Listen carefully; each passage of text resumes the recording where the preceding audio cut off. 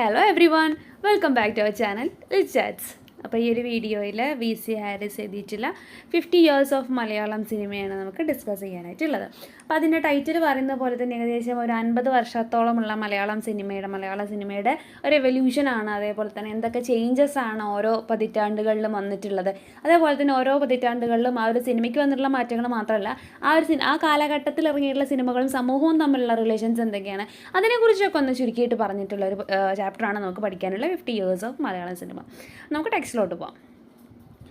Although Malayalam cinema shares certain broad features with other cinemas in India, Kerala's specific socio-political history stands apart from that rest of the country in many significant ways, has contributed the making of a film tradition that is quite distinct. അപ്പോൾ അവർ പറഞ്ഞു തുടങ്ങുന്നത് എന്താണെന്ന് വെച്ച് കഴിഞ്ഞാൽ, മലയാള സിനിമയ്ക്ക് Indian സിനിമയിൽ ബാക്കിയുള്ള ഇന്ത്യയിലെ ഭാഷകളിലുള്ള സിനിമകളൊക്കെ ആയിട്ട് റിലേഷൻസ് ഉണ്ടെന്നുണ്ടെങ്കിലും അതിൻ്റേതായിട്ടുള്ള കേരളത്തിലെ സിനിമയ്ക്ക് അല്ലെങ്കിൽ മലയാള സിനിമയ്ക്ക് അതിൻ്റേതായിട്ടുള്ള സ്പെസിഫിക് ആയിട്ടുള്ള സോഷ്യൽ ആയിട്ടുള്ള അല്ലെങ്കിൽ പൊളിറ്റിക്കൽ ആയിട്ടുള്ള ഹിസ്റ്ററിക്കൽ ആയിട്ടുള്ള ഒരുപാട് കാര്യങ്ങൾ അല്ലെങ്കിൽ അങ്ങനത്തെ പല സവിശേഷതകൾ കൊണ്ട് ഓരോ സിനിമയും മലയാളത്തിലെ സിനിമകൾ മറ്റുള്ള ഭാഷകളിൽ ഇന്ത്യൻ സിനിമകളുമായിട്ട് ഒരുപാട് വ്യത്യസ്തമാണ് അല്ലെങ്കിൽ യുണീക്ക് ആയിട്ടുള്ള ഡിസ്റ്റിങ്ക്റ്റ് ആയിട്ട് നിൽക്കുന്ന സിനിമകളാണ്. Following Indian independence, Kerala was recognized as a state in 1956 by bringing together, largely on the basis of common language, 3 territories, Travancore, Cochin and Malabar, the last of which was directly under British rule, while the first 2 were princely states that British controlled indirectly. അപ്പോൾ Indian ഇൻഡിപെൻഡൻസിന് ശേഷം കേരള എങ്ങനെ recognise ചെയ്യപ്പെടാൻ സാധ്യത 1956 ശേഷമാണ് കേരള എന്നുള്ള രീതിക്ക് സ്വയം recognise ചെയ്യപ്പെടാൻ തുടങ്ങിയത്. അപ്പോൾ ആ സമയത്ത് എന്താണ് ചെയ്തിട്ടുണ്ടായിരുന്നത്, അതുവരെ 3 ഭാഗങ്ങളായിട്ട് നിന്നിരുന്ന ഏകദേശം ലാംഗ്വേജിലും അതേപോലെ തന്നെ സ്വഭാവത്തിലും ഒക്കെ ഏകദേശം സാമ്യതകളുള്ള 3 ടെറിട്ടറീസ് ആയിട്ടുള്ള ട്രാവൻകോറും കൊച്ചിനും മലബാറും കൂടെ ഒന്നാക്കി മാറ്റിയാണ് ചെയ്തിട്ടുണ്ടായിരുന്നത്. അപ്പോൾ അതിലവർ എക്സ്ട്രാ ആയിട്ട് പറയുന്നുണ്ട്, അതായത് മലബാർ എന്ന് പറയുന്നത് ഡയറക്റ്റ്ലി ബ്രിട്ടീഷ് കൺട്രോൾഡ് ആയിരുന്നു, അതേപോലെ തന്നെ ട്രാവൻകോറും കൊച്ചിനും ഇൻഡയറക്റ്റ്ലി ബ്രിട്ടീഷുകാർ കൺട്രോൾ ചെയ്തിട്ടുള്ള സ്ഥലങ്ങളായിരുന്നു. അപ്പോൾ ഇത് 3 കൂടെ ചേർന്നുകൊണ്ട് മൊത്തത്തിൽ ഒരു സംസ്ഥാനമായിട്ട് കേരള ആയിട്ട് റെക്കഗ്നൈസ്ഡ് ആയത് 1956 the history of 20th century Kerala is to a great extent a mixture of the consequences of several important late 19th century struggles and movements aimed at social reform and the emergence of nationalist movement and the left ideology. Left ideology ഇടതുപക്ഷ related ആയിട്ട് അല്ലെങ്കിൽ ഇടതുപക്ഷ പാർട്ടിയുമായിട്ട് related ആയിട്ടുള്ള ഐഡിയോളജീസും അതേപോലെ തന്നെ nationalist മൂവ്മെൻറ്റ്സുകൾ, അതുപോലെ തന്നെ എമേർജായി വന്നിട്ടുള്ള സോഷ്യൽ റീഫോമിസ്റ്റ് മൂവ്മെൻറ്റ്സുകൾ, അതേപോലെ ആ സമയത്തുണ്ടായിരുന്ന സ്ട്രഗിൾസ്, പലതരത്തിലുള്ള പ്രശ്നങ്ങൾക്കെതിരെ നടന്നിട്ടുള്ള സ്ട്രഗിൾസും പ്രശ്നങ്ങളും കാര്യങ്ങളും ഇതുമൊക്കെ ആയിട്ട് റിലേറ്റഡ് ആയിട്ടുള്ള ഒരുപാട് കാര്യങ്ങൾ ആ ഒരു 20th century ആ കാലഘട്ടത്തിലുള്ള കേരളത്തിൻ്റെ ഹിസ്റ്ററിയിൽ നമുക്ക് കാണാനായിട്ട് സാധിക്കും. In the 1940s and 1950s, the process of artistic production, including cinema, were determined by the important issues of the time. അപ്പോൾ 1940s 50s കാലഘട്ടത്തിലൊക്കെ നമ്മൾ നോക്കുകയാണെന്നല്ലേ, ആ സമയത്തെ സിനിമകളുടെയൊക്കെ അല്ലെങ്കിൽ അതൊക്കെ എങ്ങനെയാണ് നമുക്ക് തിരിച്ചറിയുക അല്ലെങ്കിൽ അതിനെയൊക്കെ ബാധിച്ചിരുന്ന കാര്യങ്ങൾ, അതിൻ്റെ പ്രൊഡക്ഷൻസും കാര്യങ്ങളൊക്കെ നമുക്ക് നോക്കിക്കഴിഞ്ഞ് കഴിഞ്ഞാൽ ആ കാലഘട്ടത്തിലെ ഇമ്പോർട്ടൻ്റ് ആയിട്ടുള്ള ഇഷ്യൂസ് ആ ടൈമിൽ നടന്നിട്ടുള്ള കാര്യങ്ങൾ, മൂവ്മെൻറ്റ്സിനെ കുറിച്ചൊക്കെ അതിനകത്ത് സൂചനകളുള്ളതായിട്ട് നമുക്ക് കാണാനായിട്ട് സാധിക്കും. എന്തൊക്കെ കാര്യങ്ങളാണ്? Caste inequality, class consciousness, nationalism, progress, അങ്ങനത്തെ പല എലമെൻറ്റ്സ് ആ കാലഘട്ടത്തിലെ സിനിമകളിലൊക്കെ ഉണ്ട്. There was optimism in the air and there was enthusiasm. ആ ഒരു എന്താ പറയുക പോസിറ്റീവായിട്ടുള്ള ശുഭാപ്തി വിശ്വാസങ്ങളും കാര്യങ്ങളൊക്കെ നമുക്ക് ആ സമൂഹത്തിൻ്റെ പോലെ തന്നെ ആ സിനിമകളിലും കാണാനായിട്ട് സാധിച്ചിരുന്നു. All of which could be found in Neelakuyil, often considered a landmark film in Malayalam, for it succeeded in fusing for the first time a variety of ingredients, a truly local, well-crafted story, a distinct engagement with issues such as caste inequality, progress, and the construction of a modern secular subject, a remarkably distinct use of film music, drawing on folk musical traditions, and an array of stars and technicians, including well-known writers and political activists, mostly with the broad socialist orientation, who would later dominate the Malayalam film industry. പിന്നീട് famous ആയിട്ടുള്ള റൈറ്റേഴ്സും അതേപോലെ തന്നെ ആക്ടേഴ്സും അങ്ങനെ ഒരുപാട് elements, ഇപ്പോൾ മ്യൂസിക്കിൻ്റെ കാര്യത്തിലായിക്കോട്ടെ സ്റ്റോറിയുടെ കാര്യത്തിലായിക്കോട്ടെ, അങ്ങനെ എല്ലാ ഇൻഗ്രീഡിയൻസും വളരെ വെറൈറ്റി ആയിട്ട് യൂസ് ചെയ്തിട്ടുള്ള അത്രയും എന്താ പറയുക മലയാള സിനിമയുടെ ഹിസ്റ്ററി നോക്കുകയാണെങ്കിൽ തന്നെ അതിനകത്ത് ഏറ്റവും ഇമ്പോർട്ടൻസ് ഉള്ള സിനിമകളിൽ ഒന്നായിരുന്നു Neelakuyil. The patriarchal ideology at work in the film is quite obvious today, but the popular and critical success of Neelakuri was largely instrumental in the construction of a dominant pattern and logic of film narrative in Kerala. അപ്പോൾ ആ സിനിമയൊക്കെ നോക്കിക്കഴിഞ്ഞാൽ അതിനകത്ത് ആ സമൂഹത്തിൽ അന്ന് നിലനിന്നിരുന്ന ഒരു പെട്രിയാർക്കൽ ഐഡിയോളജി നമുക്ക് അതിനകത്ത് കാണാനായിട്ട് സാധിക്കും. എ ഡീക്കേഡ് ലേറ്റർ 10 വർഷത്തിന് ശേഷം this is further reinforced through another landmark film ചെമ്മീൻ. അപ്പോൾ ഈ ഒരു എന്താ നമ്മൾ പറഞ്ഞു പെട്രിയാർക്കൽ ഐഡിയോളജിയൊക്കെ അതിനകത്ത് കാണുന്നുണ്ട്, മെയിൽ ഡോമിനൻസും കാര്യങ്ങളൊക്കെ കാണുന്നുണ്ട് നമ്മൾ പറഞ്ഞിട്ടുണ്ടായിരുന്നു. അപ്പോൾ ഇതേ സംഭവങ്ങൾ തന്നെ പിന്നീട് കുറച്ച് വർഷങ്ങൾക്ക് ശേഷം വന്നിട്ടുള്ള ചെമ്മീൻ എന്നുള്ള സിനിമയിൽ നമുക്ക് കാണാനായിട്ട് സാധിക്കും. ബേസ്ഡ് ഓൺ ഈ പറയുന്ന ഓരോ സിനിമകളുടെയും പേര് ഓർത്ത് വെക്കണം കേട്ടോ. വേറെ എന്തിൽ കാണാതെ പഠിച്ചിട്ടില്ല എന്നുണ്ടെങ്കിൽ സിനിമകളുടെയും അത് ആരുടെ ആയിരുന്നു എന്നുള്ളത് കൃത്യമായിട്ട് കാണാതെ പഠിച്ചു വയ്ക്കുക. അത് നമുക്ക് എഴുതിയേ പറ്റുള്ളൂ. Based on a novel by one of Kerala's best known writers, Thagazhi Shivashankara Pillai, Chemmeen is an epic portrayal of a particular fishing community in Kerala, again focusing on local culture and mythology and the problems related to caste and community differences. അപ്പോൾ ഈ cinema നമ്മൾ നോക്കുകയാണെന്നുണ്ടെങ്കിൽ തകഴി ശിവശങ്കർ പിള്ളയുടെയാണ്. അപ്പോൾ അതിനകത്താണെന്നുണ്ടെങ്കിലും അവർ പറയുന്നത് നമുക്കറിയാവുന്നതാണ് main കഥാപാത്രങ്ങൾ ആരാണ്, കേരളത്തിലെ ഈ ഫിഷിംഗ് അതായത് മീൻ പിടിക്കുന്ന കാറ്റഗറിയിലുള്ള ആളുകളാണ്, ആ കമ്മ്യൂണിറ്റിയിലുള്ള ഫിഷിംഗ് കമ്മ്യൂണിറ്റിയിലുള്ള ആളുകളാണ് അതിനകത്തുള്ളത്. അപ്പോൾ അതിനകത്ത് ആ സിനിമ നോക്കി കഴിഞ്ഞാൽ തന്നെ ലോക്കൽ കൾച്ചർ എന്താണ്, മിത്തോളജി എന്താണ്, അവർ നേരിടുന്ന കാസ്റ്റിൻ്റെ പേരിലാണെങ്കിലും കമ്മ്യൂണിറ്റിയുടെ ഡിഫറൻസിൻ്റെ പേരിലാണെങ്കിലൊക്കെ നേരിടുന്ന പ്രശ്നങ്ങൾ എന്തൊക്കെയാണ്, ഇതൊക്കെയും ആ സിനിമയിൽ നമുക്ക് കാണാൻ സാധിക്കുന്നുണ്ട്. Again, the patriarchal ideology at work is quite obvious from the film's founding logic that the safety of a fisherman at sea depended on their wife's chastity and loyalty at home. നമ്മൾ കുറച്ച് മുന്നേ പറഞ്ഞ പോലെ തന്നെ ആ ഒരു mail dominance അല്ലെങ്കിൽ ആ ഒരു പെട്രിയാർക്കിനെ കുറിച്ചൊക്കെയുള്ള ഇൻസിഡൻസ് എങ്ങനെയാണ് ഇതിനകത്ത് മെയിനായിട്ട് വരുന്നതെന്ന് വെച്ച് കഴിഞ്ഞാൽ കടലിൽ പോകുന്ന പുരുഷന്മാരുടെ ആയുസിൻ്റെ ബലം അല്ലെങ്കിൽ അവർ ജീവനോട് തിരിച്ചു വരണം എന്നുണ്ടെങ്കിൽ കരയിലിരിക്കുന്ന സ്ത്രീകൾ പവിത്രതയോടുകൂടി വേറെ റിലേഷൻസിലൊന്നും പെടാതെ നോക്കിയിരിക്കണം, അവരെ വെയിറ്റ് ചെയ്തിരിക്കണം. അവരെന്തെങ്കിലും വേറൊരാളോട് റിലേഷനിൽ ഏർപ്പെട്ടിട്ടുണ്ട് എന്നുണ്ടെങ്കിൽ ഇവരുടെ ഭർത്താക്കന്മാർ കടലിൽ പോയി കഴിഞ്ഞാൽ തിരിച്ചു വരില്ല എന്നുള്ളൊരു വിശ്വാസമൊക്കെ അതിനകത്ത് പറയുന്നുണ്ടായിരുന്നു. അപ്പോൾ ഇതൊക്കെയും ആ സ്ത്രീകളെ അങ്ങനെ എന്താ പറയുക അടച്ചുപൂട്ടി അവർക്ക് കൺട്രോൾ ചെയ്തുകൊണ്ട് വെക്കാനുള്ള രീതിക്കുള്ള അതായത് ആ പെട്രിയാർക്കലായിട്ടുള്ള ഐഡിയോളജീസിന് അപ്ലൈ ചെയ്യുന്ന രീതിയിലുള്ള പ്ലോട്ട് ലൈനാണ് എന്നുള്ളതുകൊണ്ടാണ് ആ ചെമ്മീൻ്റെ കേസ് ഇവിടെ എടുത്ത് പറയുന്നത്. അപ്പോൾ ആ രണ്ട് സിനിമകളിലും പേര് ഓർത്ത് വയ്ക്കുക കേട്ടോ. Even while reinforcing established parameters of the form and content of cinema, Chemmeen with its tragic ending also marks a broad shift from the hope and idealism of the previous decades to a growing sense of an disillusionment. നമ്മൾ പറഞ്ഞിട്ടുണ്ടായിരുന്നു ആദ്യമൊക്കെ ഒരു optimism ശുഭാപ്തി വിശ്വാസം ഒക്കെ ആയിരുന്നു ഉണ്ടായിരുന്നത്. അപ്പോൾ ആ ഒരു ഹോപ്പിൽ നിന്നും ഐഡിയലിസത്തിൽ നിന്നൊക്കെ ഷിഫ്റ്റ് ചെയ്തുകൊണ്ട് ഈ ചെമ്മീൻ നോക്കുകയാണെന്നുണ്ടെങ്കിൽ അതിൻ്റെ എൻഡിങ് ട്രാജഡിയാണ് അതിൻ്റെ അവസാനം. അപ്പോൾ അതിൽ നിന്നൊക്കെ ഓപ്പോസിറ്റായിട്ട് അതിൽ നിന്നൊക്കെ ഒരു ഷിഫ്റ്റ് നമുക്കിപ്പോൾ കാണാൻ സാധിക്കും. പോസിറ്റീവായിട്ടുള്ള എലമെൻറ്റ്സ് ഉണ്ടായിരുന്ന ആ ഒരു സിനിമയുടെ ആ ഒരു രീതികളിൽ നിന്നും ഇപ്പോൾ കുറച്ച് ട്രാജിക് എലമെൻറ്റ്സോടുകൂടി എൻഡ് ചെയ്യുന്ന സിനിമകളിലേക്കൊക്കെ വരുന്നത് എന്താണ്, അതൊരു ഷിഫ്റ്റ് ആണ് എന്നാണ് പറയുന്നത്. ഹിസ്റ്ററിക്കലി ദിസ് വർക്ക്സ് അറ്റ് 2 ലെവൽസ്. അപ്പോൾ ഈ ഒരു സിനിമയുടെ അല്ലെങ്കിൽ ഈ ഒരു എൻഡിങ്ങിനെ കുറിച്ചൊക്കെ പറയുകയാണെന്നുണ്ടെങ്കിൽ അത് നമുക്ക് 2 തലത്തിൽ നമുക്കതിനെ നോക്കിക്കാണാം. ഒന്ന് നാഷണൽ ലെവലാണ്. The dream of a free and prosperous modern India which galvanised the anti colonial struggle was beginning to pale with a large sections of society continuing to be denied the fruits of independence and progress and with the social cost of capitalist development beginning to manifest themselves. അതായത് സ്വാതന്ത്ര്യം കിട്ടിയതിന് ശേഷം പൊതുവേ എന്താ പറയുക ആ ഒരു capitalist ഡെവലപ്മെൻറ്റുകൾ അല്ലെങ്കിൽ അവരൊക്കെ ക്യാപിറ്റലിസ്റ്റുകൾ എന്താ പറയുന്നതെന്ന് വെച്ച് കഴിഞ്ഞാൽ അവർ സ്വയം എന്ത് ചെയ്യണം, മാനിപ്പുലേറ്റ് ചെയ്ത് കാണിക്കണം, എല്ലായിടത്തും ഭയങ്കര സ്വാതന്ത്ര്യം അങ്ങനെയാണ് ഇങ്ങനെയാണെന്നൊക്കെ പറഞ്ഞ് കാണിക്കുന്നുണ്ടെന്നുണ്ടെങ്കിലും അതിലും ഇത്തരത്തിലുള്ള യാതൊരു തരത്തിലുള്ള സ്വാതന്ത്ര്യവും കിട്ടേണ്ടുന്ന യാതൊരു തരത്തിലുള്ള ഇൻഡിപെൻഡൻസും ഒന്നും കിട്ടാതെ ജീവിക്കുന്ന ഒരു വിഭാഗം ആളുകൾ പിന്നെയും ഉണ്ട് എന്നുള്ളത് ആ ഒരു സിനിമ നമുക്ക് കാണിച്ചു തരുന്നുണ്ട്. അത് ഫസ്റ്റ് ലെവലാണ് കേട്ടോ പറയണം. അതായത് സ്വാതന്ത്ര്യത്തിന് ശേഷവും അത് ഒരു സ്വാതന്ത്ര്യവും കിട്ടാതെ ജീവിക്കുന്ന ജനവിഭാഗങ്ങളും ഉണ്ട് എന്നവർ കാണിക്കുന്നുണ്ട്.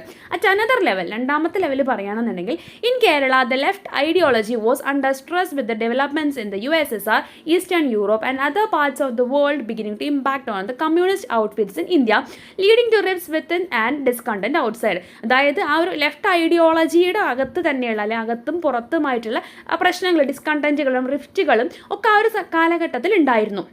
അപ്പോൾ അതിൻ്റെ ആ ഒരു എലമെൻറ്റ്സ് നമുക്ക് എവിടെ നോക്കിയാൽ കാണാം, നമ്മുടെ സിനിമയിൽ നോക്കിക്കഴിഞ്ഞാൽ രണ്ടാമത്തെ ലെവലായിട്ട് നമുക്ക് കാണാനായിട്ട് സാധിക്കും.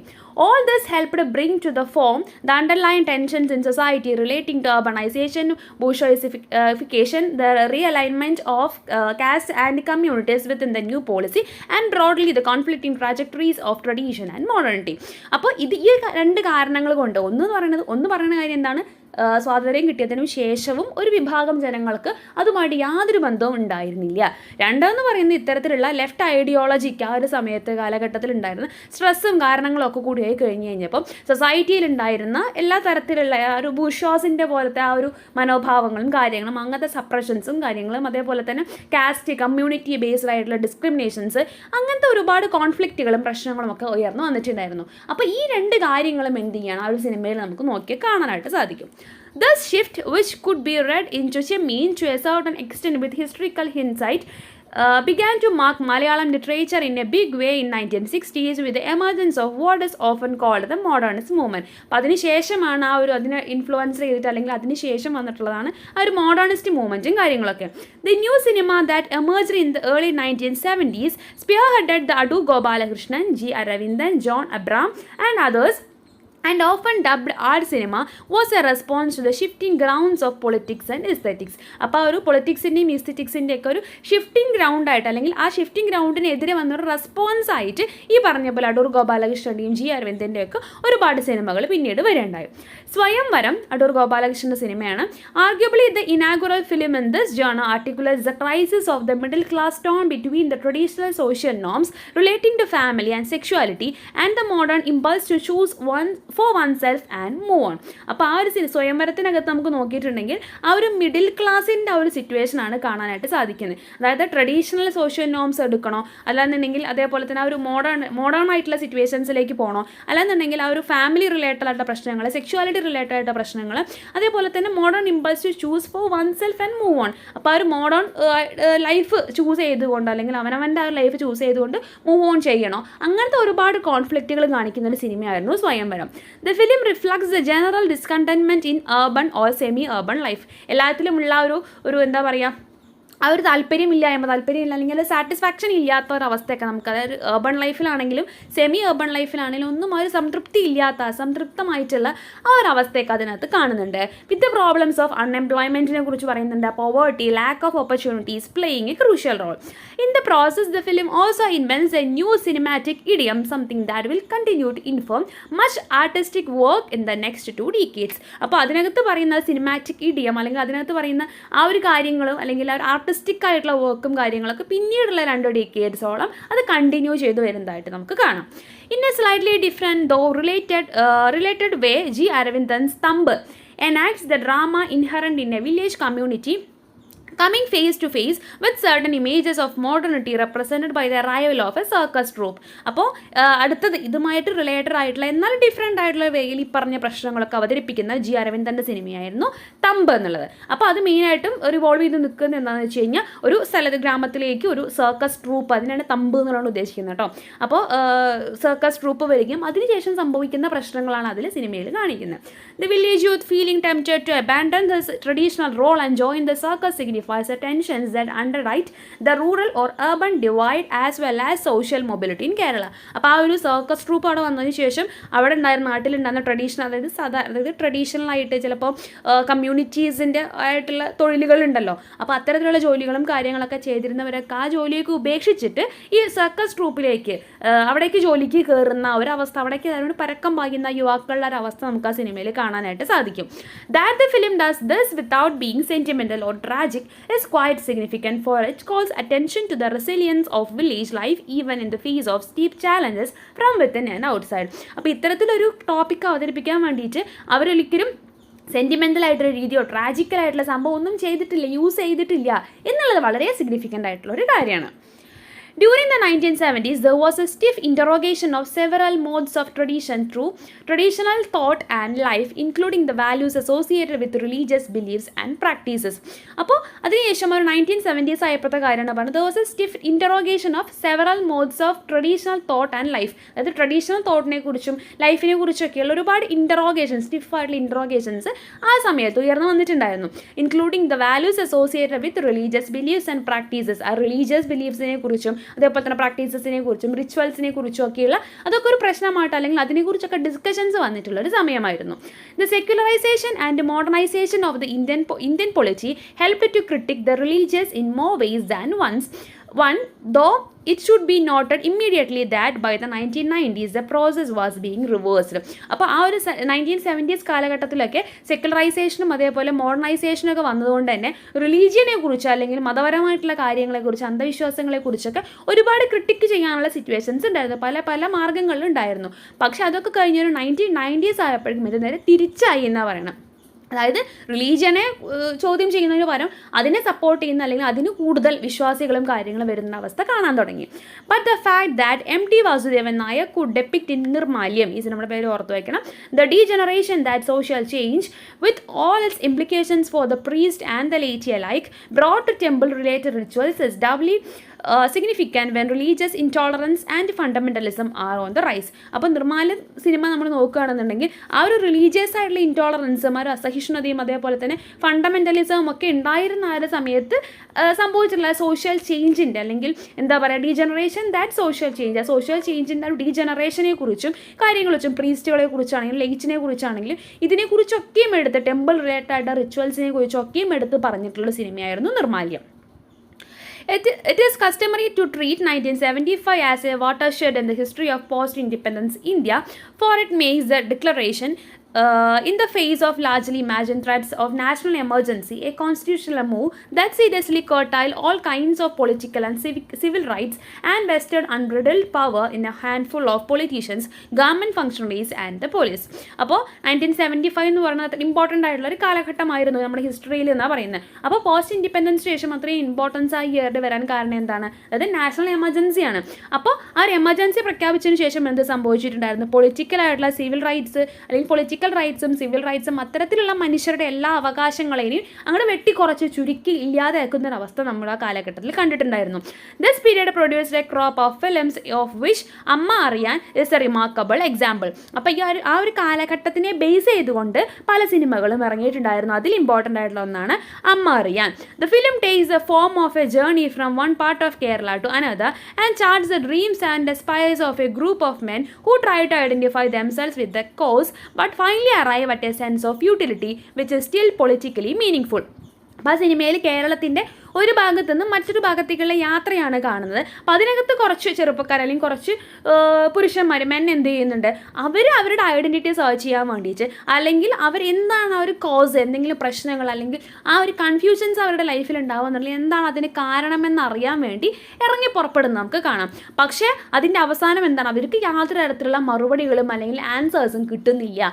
ആ ഒരു സിറ്റുവേഷൻ എന്ന് പറയുന്നത് വളരെ റെലവൻ്റ് ആയിട്ടുള്ള, അതായത് ഒരു മീനിങ്ലെസ് ആയിട്ടുള്ള അല്ലെങ്കിൽ എന്താണ് ഇപ്പോൾ അനുഭവിക്കുന്ന പ്രശ്നങ്ങൾക്കുള്ള സൊല്യൂഷൻ അല്ലെങ്കിൽ എന്താണ് അതിനുള്ള റീസൺ എന്നൊന്നും മനസ്സിലാകാത്ത ഒരവസ്ഥയാണ് ആ ഒരു സിനിമയിൽ കൂടെ പോർട്രേ ചെയ്ത് കാണിക്കുന്നത്. The protagonist reporting to his mother that he realises his middle class moorings prevent him from a total identification with the revolutionaries and the working classes is a deeply significant comment on the general profile of the movement itself. The film is thus an important document on the rise and fall of the revolutionary speech in contemporary Kerala. അപ്പോൾ അതിനകത്തുള്ള main character അവരുടെ അമ്മേൻ്റെ അടുത്ത് പറയുന്നുണ്ട്, അതായത് ഒരു middle ക്ലാസ്സിൽ പെട്ടതുകൊണ്ട് തന്നെ, അതായത് ഹൈ ക്ലാസ്സിൽ പെടുകയും ചെയ്തില്ല, ലോ ക്ലാസ്സിൽ അല്ലെങ്കിൽ അവരുടെ കൂട്ടത്തിലുള്ള റെവല്യൂഷണറീസിൻ്റെ കൂട്ടത്തിൽ അല്ലെങ്കിൽ വർക്കിംഗ് ക്ലാസ്സുകളിൽ ആ ഒരു പ്രശ്നങ്ങൾ അനുഭവിക്കുന്നവരുടെ അല്ലെങ്കിൽ അതേപോലെ അതിനോടൊക്കെ പ്രൊട്ടസ്റ്റ് ചെയ്യുന്നവർ രണ്ടിൻ്റെയും കാറ്റഗറിയിൽ പെടാതെ ഇടയിൽ കുടുങ്ങി കിടക്കുന്ന ഒരു അവസ്ഥയാണ് ആർക്കുണ്ടായിട്ടുള്ളത്. ഒരു മിഡിൽ ക്ലാസ്സിൽ ജനിച്ചു പോയി അല്ലെങ്കിൽ വളർന്നു എന്നുള്ളത് കൊണ്ട് നമ്മുടെ മെയിൻ ക്യാരക്ടറിന് ഉണ്ടാവുന്നത് എന്നുള്ള രീതിയിൽ അദ്ദേഹം സംസാരിക്കുന്നത് നമുക്ക് കാണാം. The last decade of the 20th century brought in a whole new crop of social and political issues with on the one hand the LPG liberalization, privatization and globalization mantra beginning to play a crucial role, while on the other hand varieties of religious fundamentalism, especially the Hindu right, gained legitimacy and political power. അപ്പോൾ last ഡീക്കേഡൊക്കെ ആയപ്പോഴേക്കും 20th സെഞ്ച്വറിയുടെ അവസാനത്തെ 10 വർഷമൊക്കെ ആയപ്പോഴേക്കും അവിടെ ലിബറലൈസേഷനും പ്രൈവറ്റൈസേഷനും globalisation എന്നൊക്കെ പറഞ്ഞിട്ട് മുറവിളി കൂട്ടുന്നതായിട്ട് നമുക്ക് കാണാനായിട്ട് സാധിച്ചിട്ടുണ്ടായിരുന്നു എന്നാണ് പറയുന്നത്. അതേപോലെ തന്നെ ഹിന്ദു റൈറ്റിന് വേണ്ടിയിട്ട് അതേപോലെ തന്നെ പൊളിറ്റിക്കൽ പവർ, ലെജിറ്റിമസി, അങ്ങനത്തെ കുറേ കാര്യങ്ങളൊക്കെ അവിടെ ഇമ്പോർട്ടൻസും സ്ട്രെസ്സും കിട്ടുന്നതായിട്ട് കണ്ടിട്ടുണ്ടായിരുന്നു. Along with this there arose new social movements that in an unprecedented manner began to articulate the place of women, the Dalits and the lower caste and the Adivasis, not to mention the various minorities and environmental activists. അപ്പോൾ അതിനുശേഷം എന്ത് സംഭവം, ഇതിൻ്റെ കൂടെ തന്നെ ആ ഒരു social movements, അതായത് സ്ത്രീകൾക്ക് വേണ്ടിയിട്ട്, ദളിതർക്ക് വേണ്ടിയിട്ട്, ആദിവാസീസിന് വേണ്ടിയിട്ടൊക്കെ സംസാരിക്കുന്ന സോഷ്യൽ മൂവ്മെൻറ്റ്സുകളും വന്നിട്ടുണ്ടായിരുന്നു. Simultaneously, with all this, Kerala, though with several limitations in terms of size and resources, was rising to a position of preeminence in the country with the highest social welfare index. അപ്പോൾ ഇതിൻ്റെ ഒക്കെ ഇടയിൽ പക്ഷേ എന്ത് സംഭവിച്ചിട്ടുണ്ടായിരുന്നു എന്നാണ് പറയുന്നത്, കേരളത്തിൻ്റെ ആ ഒരു പൊസിഷൻ തന്നെ ഉയർന്നു വന്നിട്ടുണ്ട്. സോഷ്യൽ വെൽഫെയർ ഇൻഡെക്സ് നോക്കുകയാണെന്നുണ്ടെങ്കിൽ അതിൽ ലിറ്ററസിയുടെ പേരിലാണെന്നുണ്ടെങ്കിലും ആ ഒരു ജനന നിരക്ക് കുറഞ്ഞതിൻ്റെ പേരിലാണെന്നുണ്ടെങ്കിലും അതേപോലെ തന്നെ ശിശുമരണ നിരക്ക് കുറഞ്ഞതിൻ്റെ പേരിലാണെന്നുണ്ടെങ്കിലും അങ്ങനെ എല്ലാ ഏരിയകളിലും ഒരു ഉയർച്ചയായിരുന്നു കണ്ടിട്ടുണ്ടായിരുന്നത്. There was talk of special Kerala model development, though it has to be admitted that today it looks more and more problematic, especially in the light of a stagnant economy marked by minimal industrial growth and revenue generation, coupled with the massive influx of foreign earnings by the large Malayali diaspora to Middle East, Europe and the United States. പക്ഷേ അതിപ്പോൾ നമ്മൾ നോക്കുകയാണെന്നുണ്ടെങ്കിൽ അത്തരത്തിലുള്ള ഒരു index നമ്മൾ എടുത്ത് നോക്കുകയാണെങ്കിൽ അത് കൂടുതൽ പ്രോബ്ലമാറ്റിക് ആയിട്ടുണ്ട്. അതായത് അപ്പോഴേക്കും നമ്മുടെ ഇൻഡസ്ട്രിയൽ ഗ്രോത്ത് കുറയുണ്ടായി, അതേപോലെ ഒരുപാട് ആളുകൾ ഫോറിൻ കൺട്രീസിലേക്ക് പോകും. അതായത് നമ്മുടെ നാട്ടിലുള്ള വരുമാനങ്ങളും കാര്യങ്ങളും ഒന്നും ഉയർത്താതെ അവർ പുറത്ത് പോയിട്ട് പുറത്തുനിന്നാണ് നമുക്ക് പൈസ വന്നുകൊണ്ടിരിക്കുന്നത്. കാരണം എന്താണ്, ഒരുപാട് മലയാളീസ് എവിടേക്കാണ് പോകുന്നത്, മിഡിൽ ഈസ്റ്റിലേക്കും യൂറോപ്പിലേക്കും US-ലേക്കൊക്കെ മൈഗ്രേറ്റ് ചെയ്യുന്നതായിട്ട് നമുക്ക് കാണാം. The cultural domain was a major site of contestation, though in of cinema the impact continues to be rather minimal. There is a greater degree of commercialization that in the wake of the decline of the art house tradition inaugurated in the 1970s has led to a depletion of resources as far as good, meaningful cinema is concerned.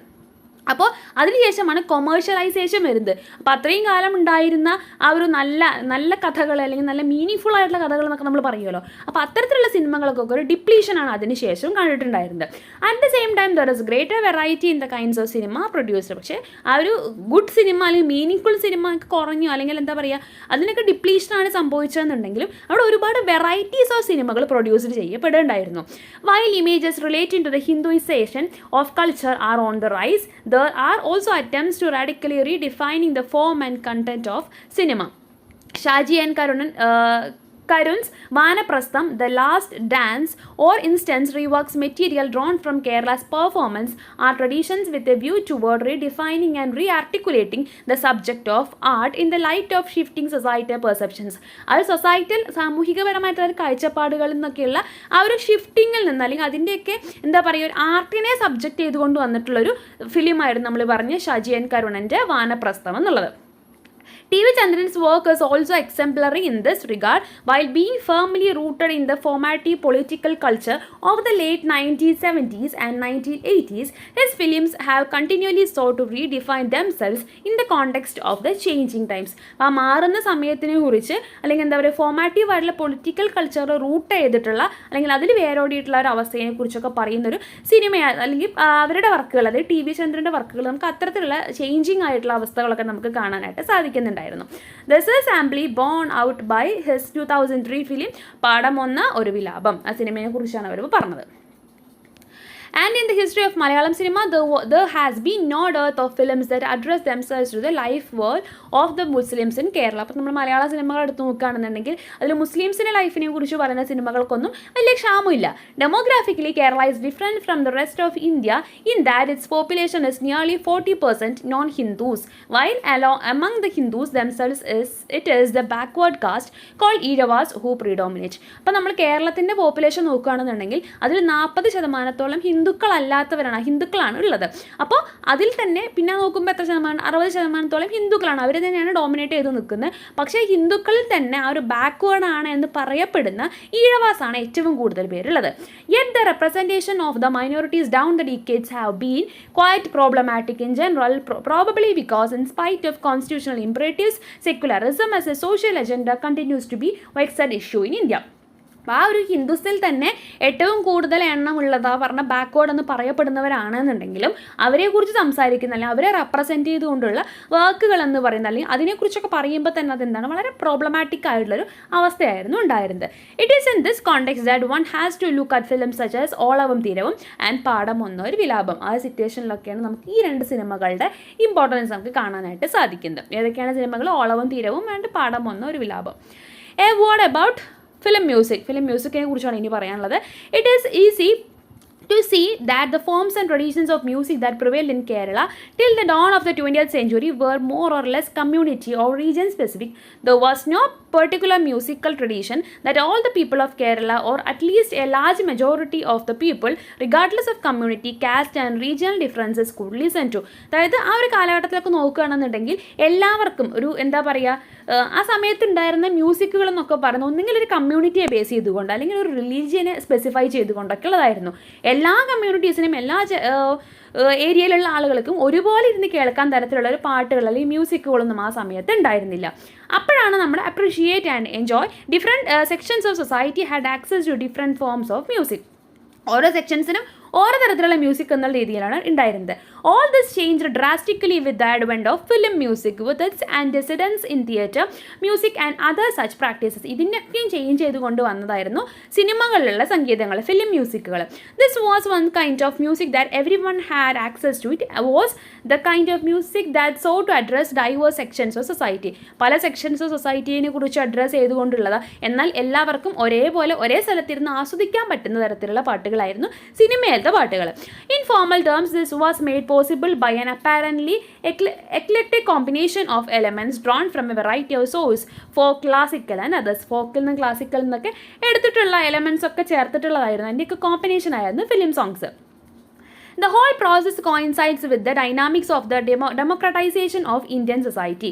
Film music in India and in Kerala specifically has actively participated in and promoted the construction of a public sphere, a space where all kinds of people can come together and share common experiences and chart out a common agenda for life today and tomorrow. അപ്പോൾ film music നോക്കുകയാണെന്നുണ്ടെങ്കിൽ, cinemas നോക്കുകയാണെന്നുണ്ടെങ്കിൽ അതിലൊക്കെ എന്താണ്, എല്ലാവരെയും ഈക്വലായിട്ട് കാണുന്ന രീതിയിൽ എല്ലാവർക്കും ഒന്നിച്ചിരുന്ന് കാര്യങ്ങൾ ഷെയർ ചെയ്യാനും ഒരു മ്യൂസിക് ആസ്വദിക്കാനും ഒക്കെയുള്ള സിറ്റുവേഷൻസ് പ്രൊവൈഡ് ചെയ്യുന്ന തരത്തിലുള്ളവയായിരുന്നു. അപ്പോൾ അതാണ് അതിന് ആ സിനിമയുടെയും അല്ലെങ്കിൽ ഫിലിമിലെ മ്യൂസിക്കുകളുടെയൊക്കെ ഇമ്പോർട്ടൻസിനെ കുറിച്ച് പറഞ്ഞിട്ടാണ് അത് കൺക്ലൂഡ് ചെയ്യുന്നത്. Thank you.